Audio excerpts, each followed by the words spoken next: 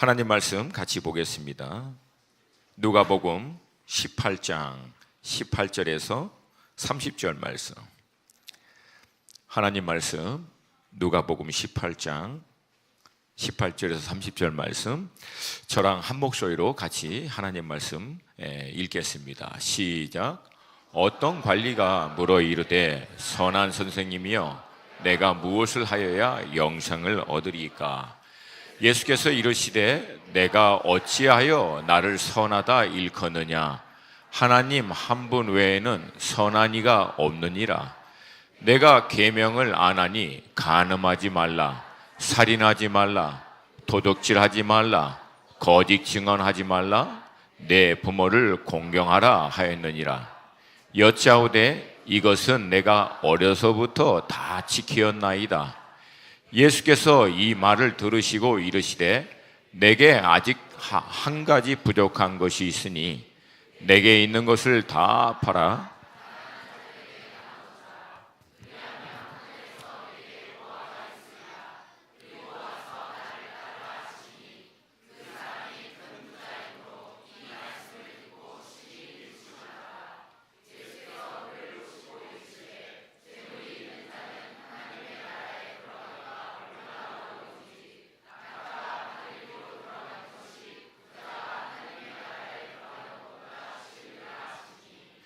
듣는 자들이 이르되 그런즉 누가 구원을 얻을 수 있나이까?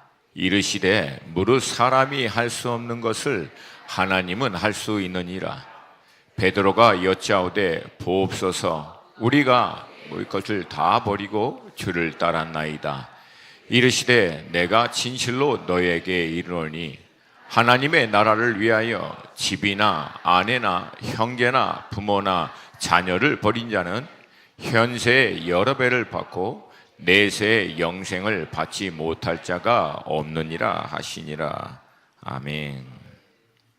오래전 중국 춘추 전국 시대에 이 혼란과 난세로부터 많은 백성들을 좀 구원해 내겠다라고 뜻을 정한 한 시골에 작은 관원이 있었습니다.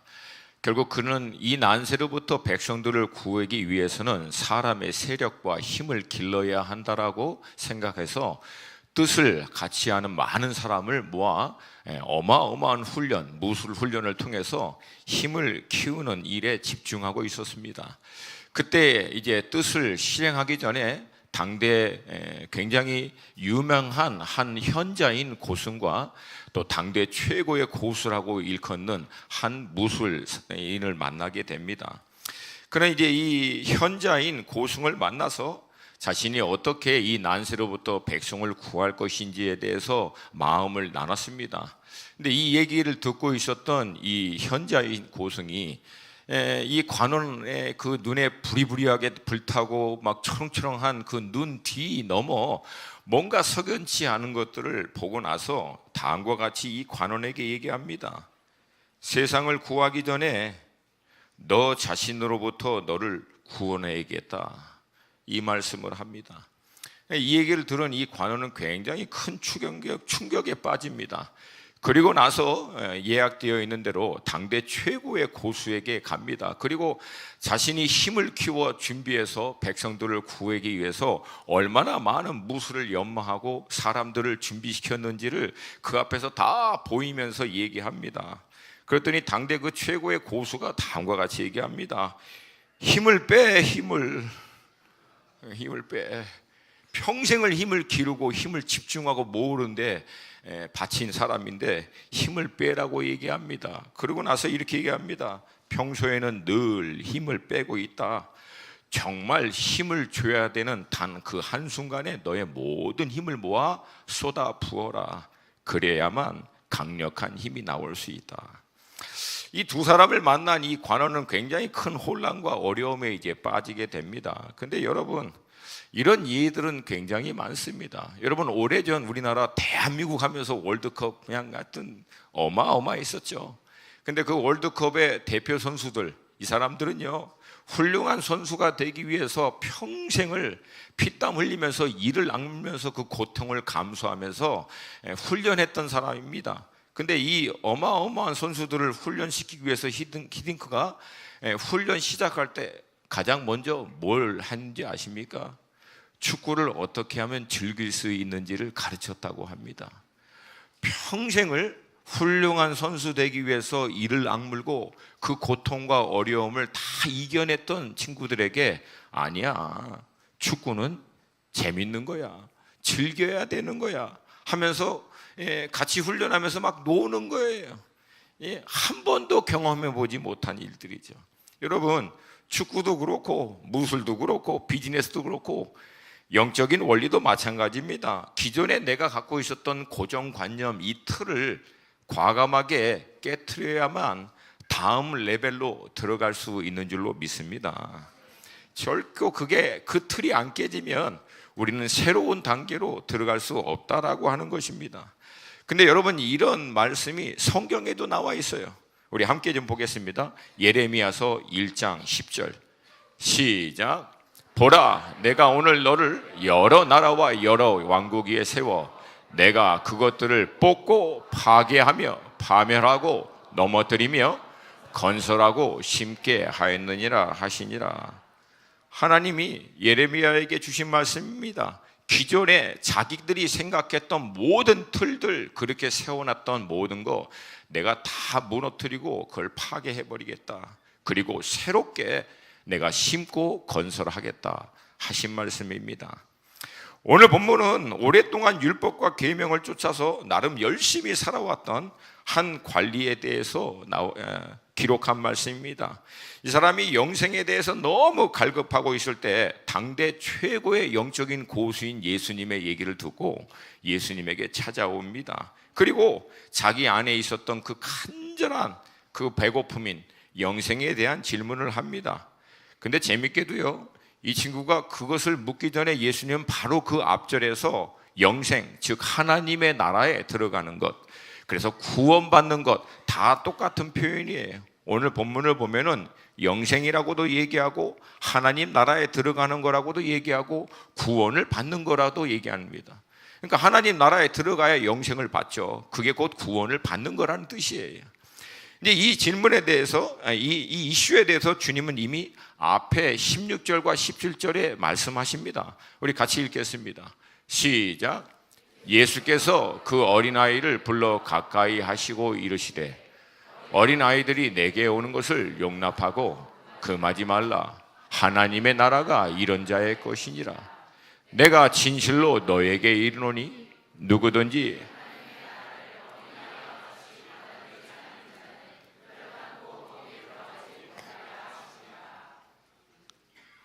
이전에는 율법을 얼마나 열심히 지키고 배우고 노력을 해서 하나님의 나라에 들어가야 되는지만 생각했던 사람들한테 예수님은 전혀 다른 말씀을 하세요. 너희들이 어린아이같이 돼야 돼. 그래야 하나님의 나라에 들어갈 수 있어. 그러면 여러분 질문은, 아니 도대체 어린아이같이 하나님의 나라를 받아들이는 것은 어떻게 하는 것입니까? 그래서 여러분 또 이런 얘기 들으면 사람들은 어떻게 하는 게 어린아이같이 하나님의 나라를 받아들이는 거지 하고 막 생각하고 연구합니다. 그러면 여러분 그것 자체가 이미 틀렸어. 애들은 그렇게 생각하고 연구하고 분석하지 않아요. 여기서 얘기하는 어린아이같이라는 뜻은 아이들의 특징이 뭡니까? 얘기해 주면요 그걸 그냥 순전하게 받아들여요. 그러냐고 막 놀래면서 그대로 받아들입니다. 순전하게 받아들이는 것이 어린아이들의 특징입니다.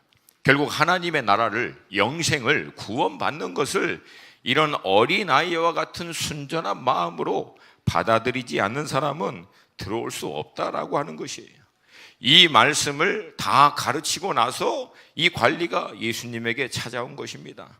가장 먼저 이 관리의 배경을 좀 같이 좀 보길 원합니다. 오늘 본문과 똑같은 말씀을 기록한 마태복음과 마가복음을 인용해서 보면 이 관리를요 부자 청년이라고 얘기합니다. 그리고 이 부자 청년인 관리가 예수님을 만났을 때 그냥 오늘처럼 온 게 아니라 마가복음에서는 그가 예수님께 달려와 무릎 꿇어 앉았다고 기록합니다. 그러면 여러분 대충 이제 이 부자 청년 관리 그림이 보이죠? 청년이에요, 부자야, 그리고 관리입니다.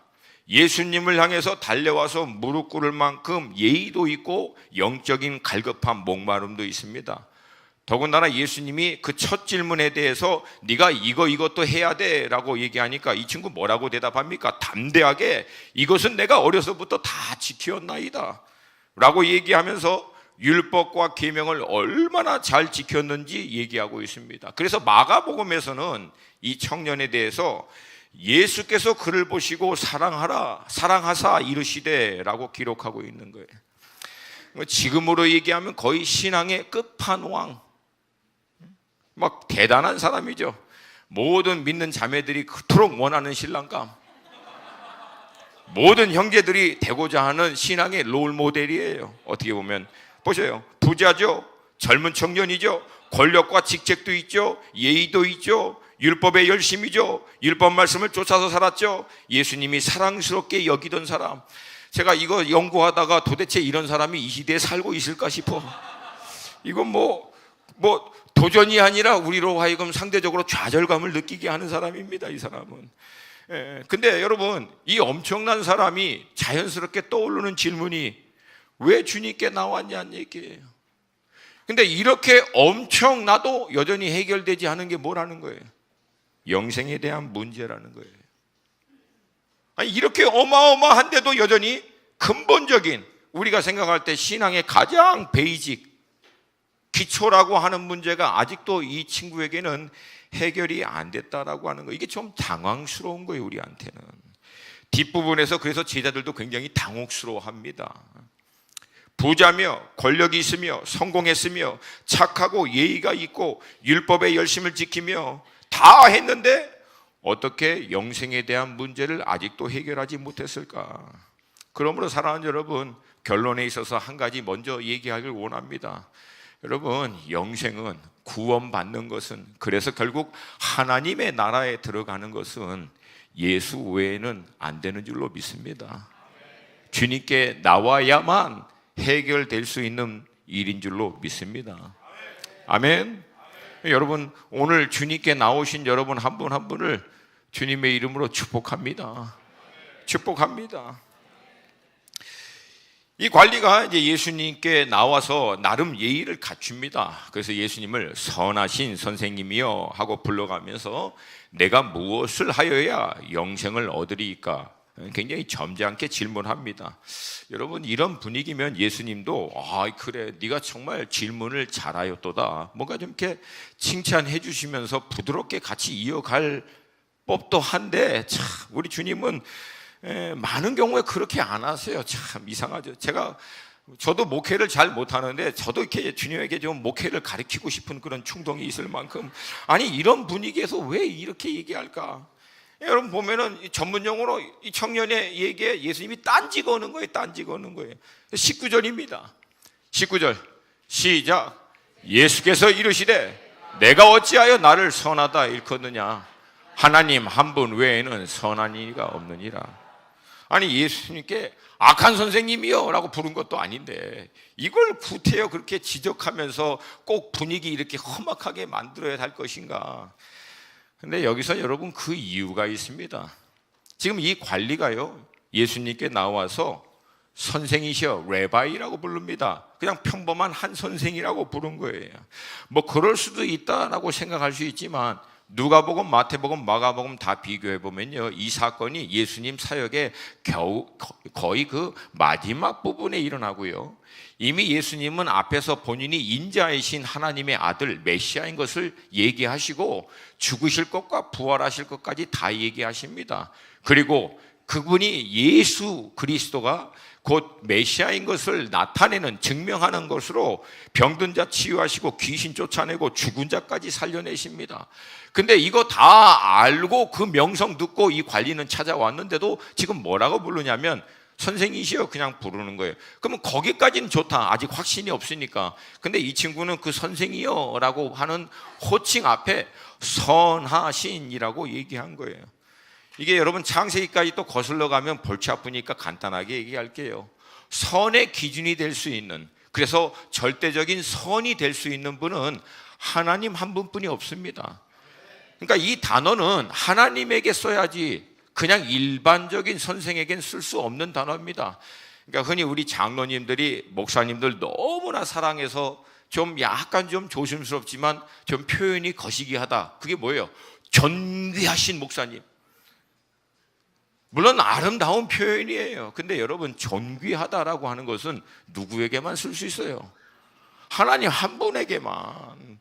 그 목사님 사랑하는 마음은 이해했는데 존귀하신 목사님 그렇게 하면 목사님이 갑자기 막 오로라가 생기고 막 그냥 목사님도 힘들어져요. 그러니까 이런 거예요. 그러니까 이 친구는 나름 율법에 열심이고 이것저것 열심히 많이 한 것 같은데 사실은 뭔가 뒤죽박죽이야. 뭔가. 그래서 뭐 잘하는 것 같은데 우리가 생각하는 가장 기본적인 표현에서도 약간 좀 실수를 한 거예요. 그래서 예수님이 의도적으로 그것을 지적한 거예요. 여러분, 우리도 신앙생활 하다 보면은 간혹 그런 경우가 있어요. 뒤지기하고 박주기하고 섞여가지고 잘 하시는 것 같은데 말씀에 따라 하다가도 때로는 자기 관점으로 자기 생각으로 어떤 의견과 생각을 얘기할 때가 있는데 이게 그냥 평상시에는 대충 섞여도 큰 무리가 없을 것 같긴 하지만 결정적인 순간에 이걸 잘못 정리해버리면은요 큰 실수를 하게 됩니다. 그래서 사랑하는 여러분, 영적인 목마름, 갈급함, 열정을 가지고 하는 것도 중요하지만 정확한 하나님의 말씀을 근거로 해서 우리의 모든 생각, 표현 그리고 모든 결정이 과연 성경적으로 맞은가를 늘 돌아보고 점검해야 될 줄로 믿습니다. 아니, 믿습니다. 그냥 막 섞어버릴 것 같아 대답하는 게 여러분. 그래서 말씀이 우리 모든 신앙의 기준인 것을 믿습니다. 이때 여러분, 이 청년 관리의 질문을 받고 난 다음 예수님이 이상한 대답을 하십니다. 영생을 어떻게 얻느냐라고 물으면 예수님 원래 평소처럼 내가 곧 길이요 진리요 생명이니 나로 남지 않고는 아버지께 올 자가 없다, 딱 그렇게 클리어하게 명확하게 얘기해 주시면 되는데 예수님 그렇게 얘기하지 않으세요. 20절이 이게 예수님의 대답이십니다. 함께 읽습니다. 시작.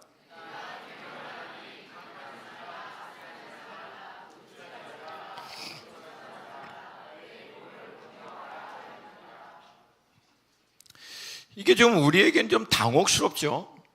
그러니까 인자이신 메시아이신 자신을 믿어야 된다라고 얘기하지 않고 마치 계명을, 율법을 지켜야 한다라고 하는 뉘앙스로 말씀하십니다. 그리고 여러분, 이 대답을 듣고 난 다음에 대답하고 있는, 반응하는 이 관리 또한 굉장히 우리를 당혹스럽게, 보통 이렇게 얘기하면은 아 그렇군요, 제가 부족합니다, 좀 더 노력하겠습니다, 그렇게 얘기할 법한데 이 친구는 뭐라고 대답합니까? 21절 시작. 여짜오되 이것은 내가 어려서부터 다 지켰대. 그것도 어려서부터. 아니 정말 다 지켰을까? 나는 고민해봤어. 이거 얘 정말 다 지켰을까? 근데 예수님이 그 대답에 대해서 뭐라고 안 거시잖아. 그러니까 이거 대단한 청년이야 이 사람은. 그러니까 이게 맨 오브 더 로, 법 없이도 살 수 있는 사람. 뭐 어마어마한 사람입니다. 그러니까 예수님이 그거에 대해서 반박하지 않았다는 얘기는 정말 그랬을 가능성이 있다라고 하는 거예요. 그러니까 이게 뭐 제가 이 부분에서 계속 질문한 거예요. 정말 다 지켰을까? 정말 다 지켰을까? 근데 예수님이 아무 말 안 하시잖아. 그럼 일단 다 지켰다라고 넘어가는 거예요. 근데 여러분, 다 지켰다라고 결론을 내리면 이게 더 황당합니다. 다 지킬 만큼 이렇게 엄청난데 뭐가 안 돼 있어요? 기본이 안 돼 있어. 영생에 대한 확신이 아직도 없다라고 하는 거예요. 계명, 율법 다 지켰는데 영생을 아직도 모르는 거예요. 그래서 여러분, 일부러 주님이 율법과 계명을 나열하신 거예요. 여러분, 주님의 의도 보이십니까? 주님이 몰라서 물어봤겠어요. 주님은 그걸 일부러 말씀하신 거예요. 그리고 나서 주님이 내리려고 하는 결론이 뭡니까? 그거 다 해도 안 된다라고 하는 거예요. 너 안 돼서 나왔지 않냐? 그거 얘기하는 거예요. 할렐루야. 할렐루야. 그러면서 예수님이 얘기합니다. 너에게 한 가지 부족한 게 있다. 영생을 위해서 한 가지 부족한 게 있다. 다른 말로 하면 영생을 위해서 딱 한 가지만 하면 된다는 거예요. 아멘입니까? 아니, 이게 굿뉴스예요. 영생을 위해서 딱 한 가지만 하면 된다는 거. 아멘입니까? 만약에 이 청년처럼 이거 다 하고 플러스 한 가지 더 해야 된다고 하면 제가 예언하건대 여기서 구원받을 사람 거의 없어요. 이거 어떻게 합니까? 이건 저도 못해요, 이렇게. 근데 예수님 얘기해요. 그게 아니다고. 딱 하나만 하면 된다. 오늘 그 한 가지에 대해서 이렇게 얘기합니다. 22절 같이 읽습니다. 시작.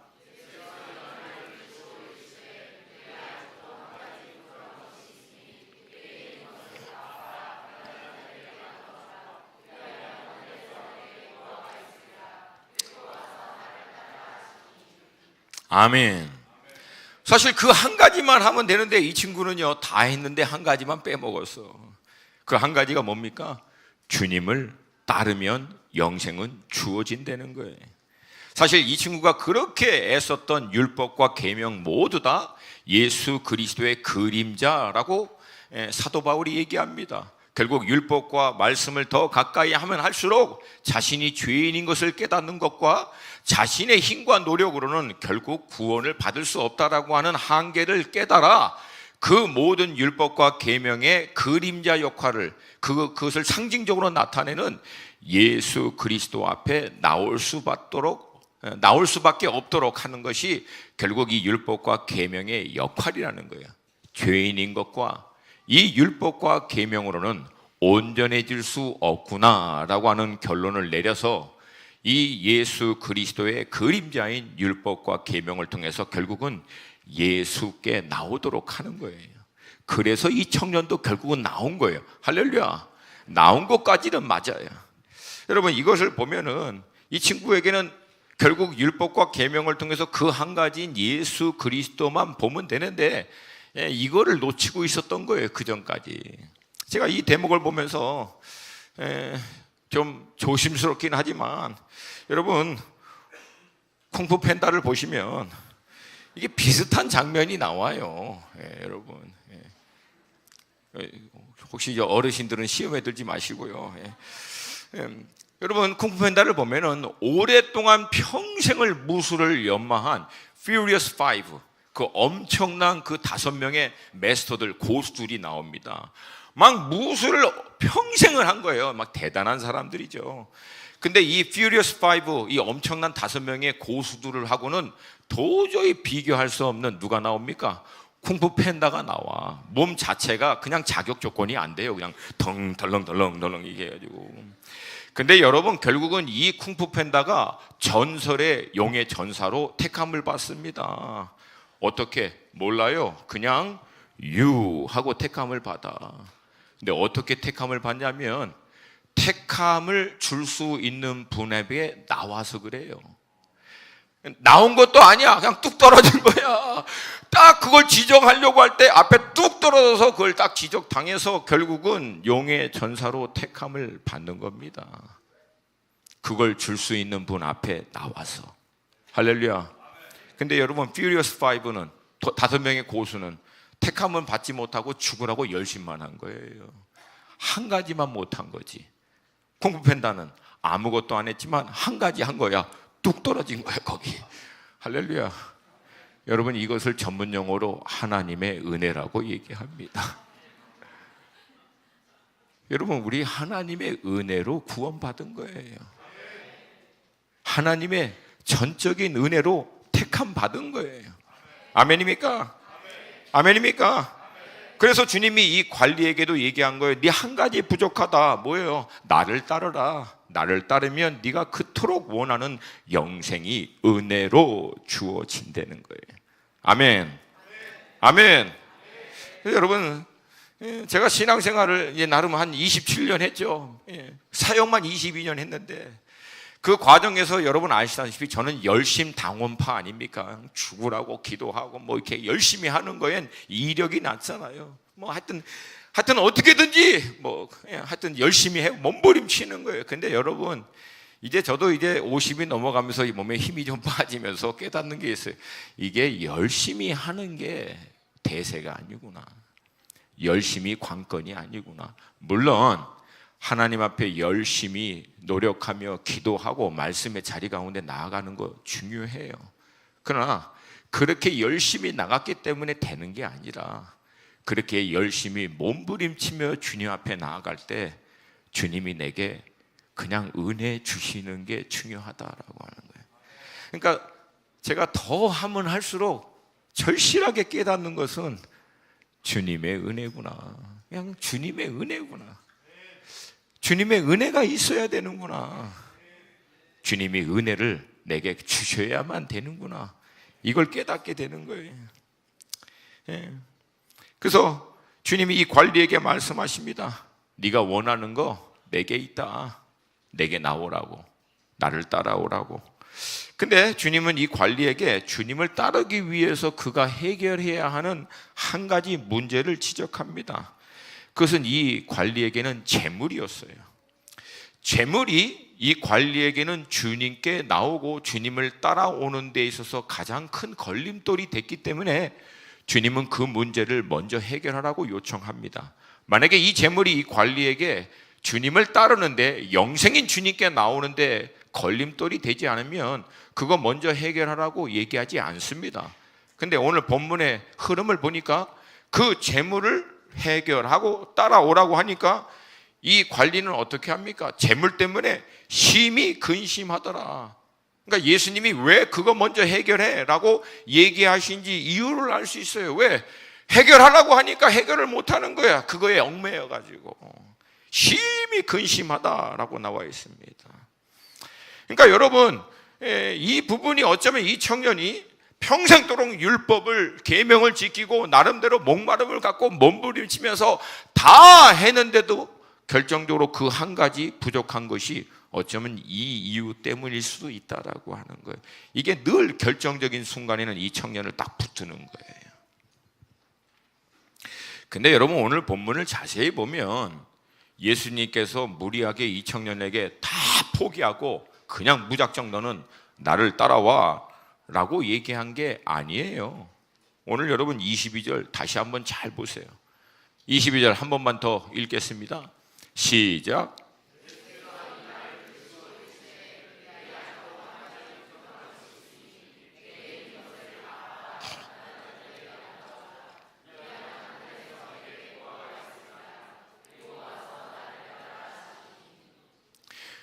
내게 있는 것을 다 팔아 가난한 자들에게 나눠주라.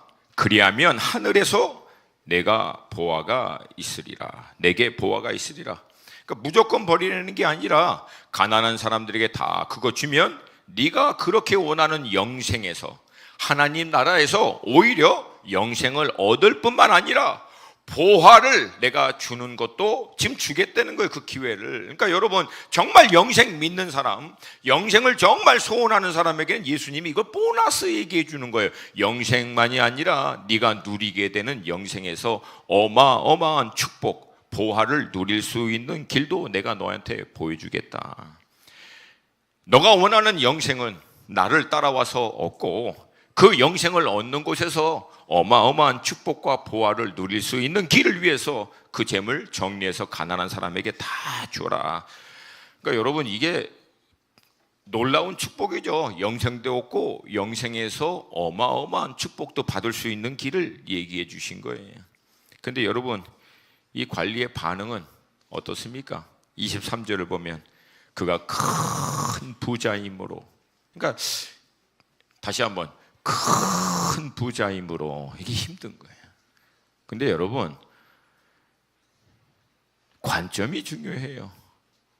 큰 부자이므로 힘들 게 아니라 큰 부자이니까 대박이야. 아직도 이 의중을 모르는 사람은 뭔 말이요?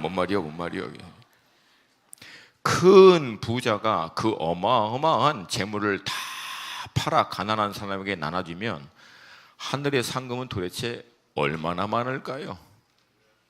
어마어마하겠죠. 맞으십니까?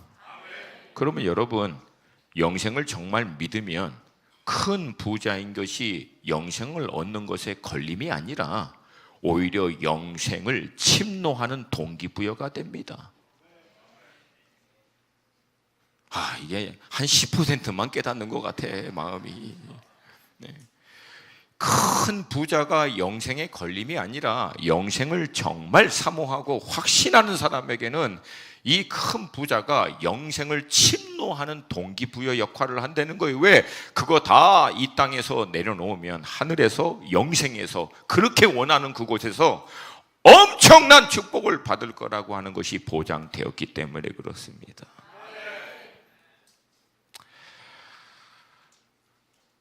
근데 여러분, 이게 이론처럼 쉽지가 않아요. 이게 사실 이 관리가 갖고 있는 이 딜레마처럼 현대인들이 갖고 있는 문제가 바로 이겁니다. 뭐예요? 대체로 이 믿음의 길을 갖고 있는 우리가 갖고 있는 딜레마가 두 가지가 있는데, 첫 번째는 우린 늘 신앙생활을 할 때, 영생이신 주님을 쫓아갈 때 늘 조건적인 신앙 태도를 갖습니다. 다시 말씀드리면, 내가 이미 어느 정도 어떻게 신앙을 할 것이라고 하는 나 나름대로의 틀, 나 나름대로의 생각, 이 프레임을 이미 갖고 있어요. 그래서 신앙생활을 하다가도 내가 기존에 갖고 있는 내가 원하는 삶이라고 하는 틀, 이것을 깨트려야 되는 어떤 도전에 딱 직면하면은 오늘 본문과 같이 차라리 영생을 포기하는 한이 있더라도 이 틀을 깨기를 거부합니다. 여러분, 이거 정말 무섭기도 하고요, 당혹스러워도 한 일입니다. 여러분, 오늘 본문을 보면은 결국 이 청년도 근본적인 문제가 뭐냐는 얘기예요. 영생이신 예수님을 따라가기만 하면 자기가 평생을 노력했던 그것을 얻을 수 있는데도 불구하고 자기 틀이 있는 거야. 그건 뭐예요? 이 재정이랑 재물이라고 하는 이것만큼은 안 된다라고 하는 거예요. 그래서 여러분, 마태복음에서는 이렇게 얘기합니다. 이 친구가 근심하여 가더라. 마가복음에서는 슬픈 기색을 띠고 근심하며 가니라. 결론이 뭐예요? 영생이신 예수님이 나를 따라오너라 라고 하는데, 이 관리의 결론은 뭐예요? 예수님 떠난 거예요. 평생을 그렇게 원해서 예수님 앞에 무릎 꿇고 나와서, 선생님, 내가 어떻게 하면 영생을 얻으리까? 정말 그거를 그렇게 원하는 것 같은 뉘앙스를 보였지만, 영생 나 따라와, 그러면 내가 보장해 줄게. 그것만 아니야, 영생을 원하는 거기에서 네가 어마어마한 보화를 누릴 수 있는 길도 내가 보여줄게 했는데, 이 친구는 어떡합니까? 영생을 앞에 두고 슬픈 표정 지으면서 돌아가는 거예요. 이유 하나, 자기 프레임, 자기 틀을 못 깨겠다는 거예요.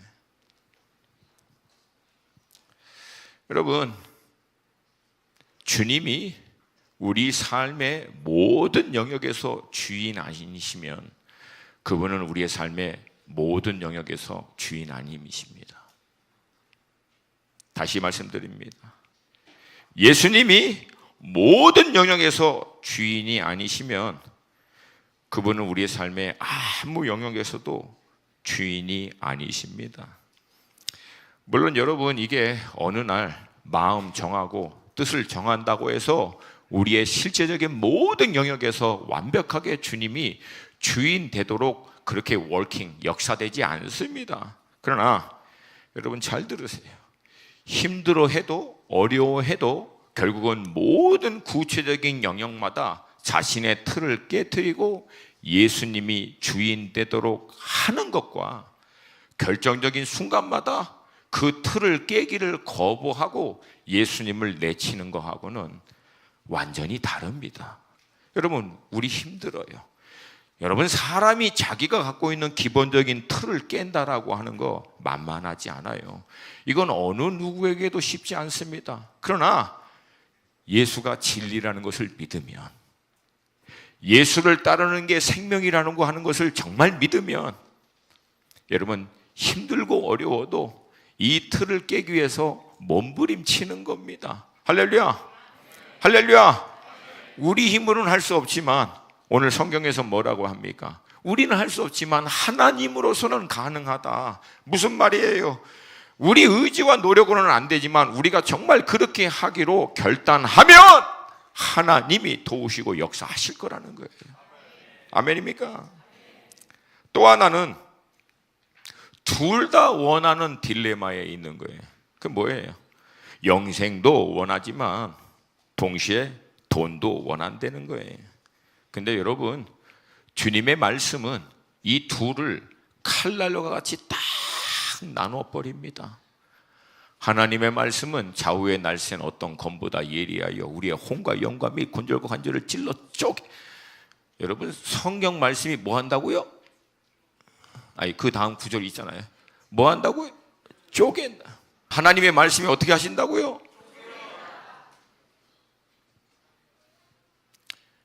여러분, 우리는 이 둘 다를 원하는데 하나님의 말씀은 둘을 명확하게 갈라버립니다. 이유는 이거 안 돼! 그 뜻이 아니에요. 우선순위 정해, 그 뜻이에요. 아멘입니까? 여러분, 그러면 우리 안에 또 반박이 나와요. 아니, 믿음의 사람들 중에서 부자 있지 않습니까? 아브라함도 부자였고 그 아들 이삭도 부자였고 요셉도 높은 자리에 올라가고 다윗도 부자였고 얼마나 그런 사람들 많습니까? 여러분, 근데 방금 언급한 분들하고 몇 분 빼고는 성경에 나와 있는 대부분 사람들은 부자 아니었어요. 높은 자리 안 올라가셨어요. 근데 성경의 결론은 뭐예요? 부자든 가난하든 높은 자리에 있던 낮은 자리에 있던 주님의 말씀을 따라가라는 거예요. 동의하십니까? 동의하십니까? 어느 자리에 있던 결국은 진리를 따라가는 것, 그들을 통해서 주님은 결국은 역사하신다는 거예요. 그리고 안타깝게도 현대 그리스도인들이 갖고 있는 딜레마는 어떻게 하면 이 패키지를 가질 수 있을까? 이게 전문용어로 패키지 신앙입니다. 영생도 원하고 세상의 재물, 성공, 편안한 삶, 풍요로운 삶, 이거 같이 원한다는 거예요. 근데 여러분, 이 패키지 신앙이 만든 게 뭔지 압니까? 그걸 종교 생활이라고 얘기합니다. 내가 원하는 것대로 해줄 수 있는 신, 그래서 신으로부터 내가 영생에 대한, 내세에 대한 보장도 받고 현세에서 내가 원하는 대로 다 해줄 수 있는 것을 내가 만들어서 내 중심적으로 신앙생활하는 것, 그것을 종교 행위라고 얘기합니다. 그런데 여러분, 이 딜레마에 있는 분들에게 성경의 대안, 예수님의 대안은 뭐예요? 간단합니다. 따라서 합시다. 먼저 시작. 그의 나라와 그의 의를 구하라. 그리하면 이 모든 것을 너에게 더하시라. 주님도 원하고 세상에 있는 것도 원하는 여러분, 성경의 대답은 간단합니다. 먼저 주님 택하시라는 거예요. 먼저 그분의 의를 쫓으라는 거예요. 그러면 반드시 그분이 이 모든 것을 더하여 주실 거라는 거예요. 아멘입니까? 물론 말처럼 쉽지 않아요. 그렇게 간단하진 않아요. 우리 안에는 이게 늘 실제적인 딜레마로 자리 잡는 게 사실은 사실입니다. 좀 조심스럽긴 하지만 제 주변에 있는 우리 형님이신 고 목사님도 그렇고 주변에 우리 형제 목사님들이 늘 그래요. 저를 잘 봐줘서 우리 윤 목사는 욕심도 없고 그냥 야망도 없고 늘 섬기고 다 나눠주고 그냥 그렇게 한다고. 뭐 그럴 때마다 여러분 속으로 제가 예 할렐루야 그러겠습니까? 아니에요. 속으로 궁시렁궁시렁 거리면서 그래요.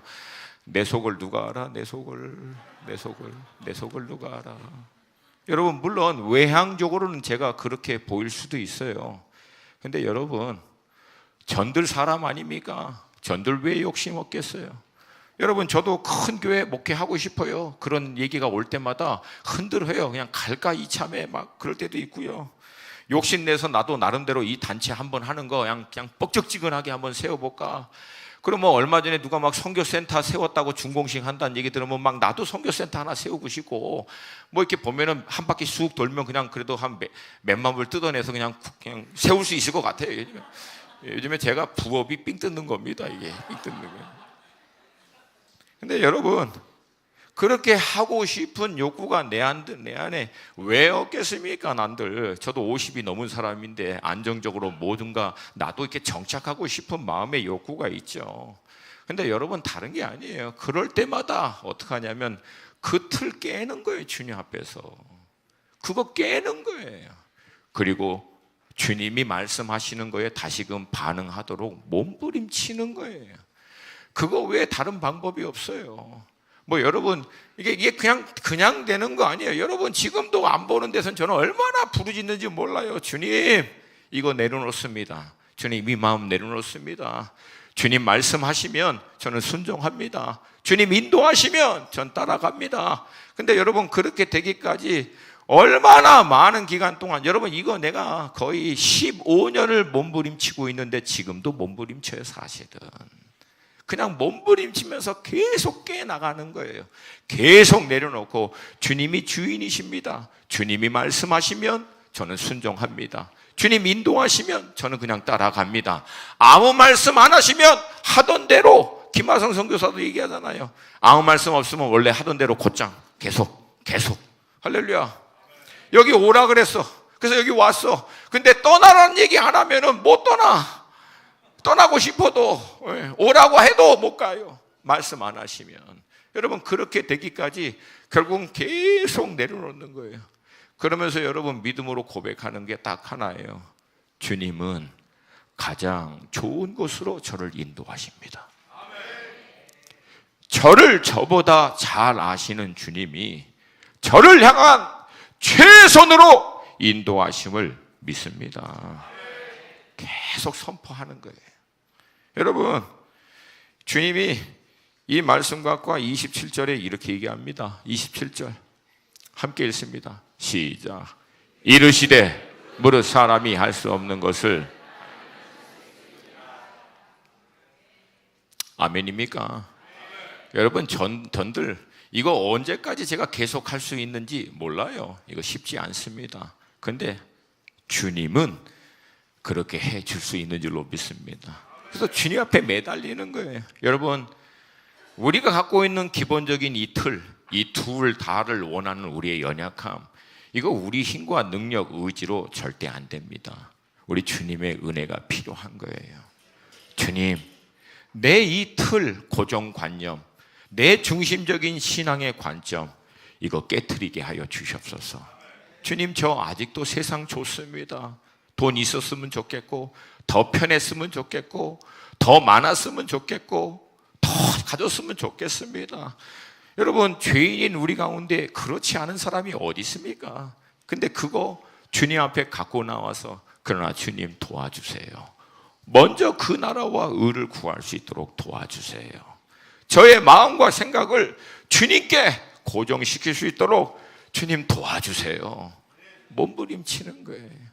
그 몸부림을 주님은 제사로 받으신다는 거예요. 예배로 받으신다는 거예요. 그걸 통해서 주님이 반드시 역사할 줄로 믿습니다. 여러분, 이 얘기가 이제 진행되고 있는 동안 제자들은 뭐 하고 있었을까요? 옆에서 지켜보는 거예요. 가만히. 그러니까 관리하고. 그러니까 여러분 이럴 때는 이 본문의 어떤 그 모습을 여러분이 설정을 해서 그려보셔야 돼요. 그러니까 이 청년이 주님 앞에 나와서 딱 물으니까 예수님이 딱 얘기하는 거. 근데 갑자기 이 부자인 청년, 유대인들에게 부자는, 재물은 하나님의 축복의 사인이거든요. 근데 예수님이 결론을 뭐라고 해요? 부자인 사람 하나님 나라가 들어가기 정말 힘들다. 이 결론이 자기들이 생각하는 거하고 전혀 이상하게 흘러가니까 베드로하고 이 주변에 있는 제자들이 마음이 힘든 거예요. 그래서 이거 빨리 이거 확인해야 돼 싶어. 그래서 베드로가 질문한 거예요. 그게 28절입니다. 28절 시작.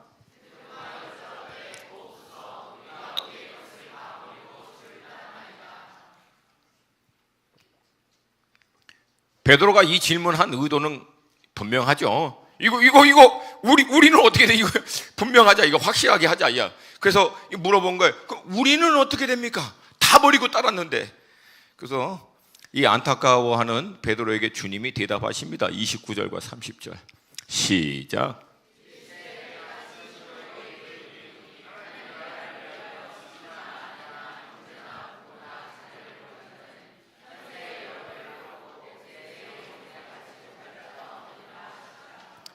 (30절) 말씀 여러분 자신의 고백으로 좀 선포하듯이 큰 목소리로 읽겠습니다. 시작. 현세 여러 배를 받고 내세 영생을 받지 못할 자가 없느니라 하시니라. 여러분, 저는 목회자인데도 참 부족한 게 많아요.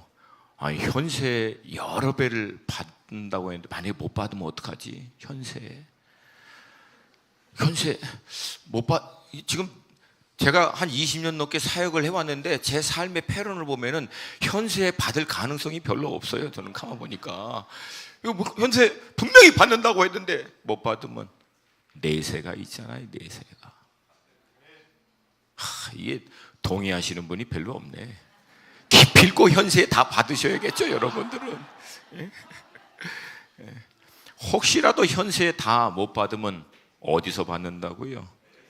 영생에서, 하나님 나라에서, 영원한 그곳에서 여러분 큰 상금과 보화로 받게 될 줄로 믿습니다.